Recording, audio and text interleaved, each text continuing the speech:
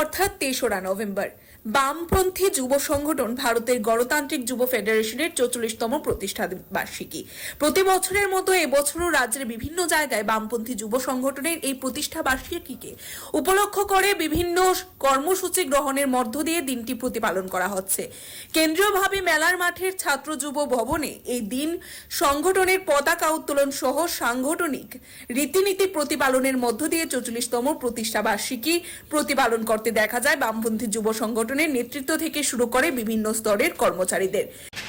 ভারতের গণতান্ত্রিক যুব ফেডারেশনের ৪৪তম প্রতিষ্ঠা দিবস ইএফআইয ত্রিপুরা রাজ্য কমিটির উদ্যোগে এই ৪৪তম প্রতিষ্ঠা দিবসকে কেন্দ্র করে গত ১ তারিখ থেকে আগামী ৫ই নভেম্বর পর্যন্ত ৫ দিন ব্যাপী আমরা রাজ্য জুড়ে নানান ধরনের কর্মসূচি গ্রহণ করেছি।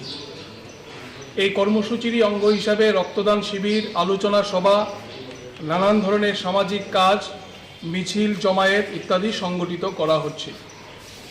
ডিওয়াইএফআইয়ের এই যে ৪ দশক আমরা অতিক্রম করেছি, এই ৪ দশককে আমরা সংগঠন চিহ্নিত করেছি লড়াই, সংগ্রাম এবং আত্মত্যাগের ৪ দশক। আমরা সবাই জানি যে ১৯৮০ সালের ৩রা নভেম্বর পাঞ্জাবের লুধিয়ানা শহরে প্রথম সর্বভারতীয় সম্মেলনের মধ্য দিয়ে ডিওয়াইএফআই প্রতিষ্ঠিত হয়। Bureau report, Tripura news 8।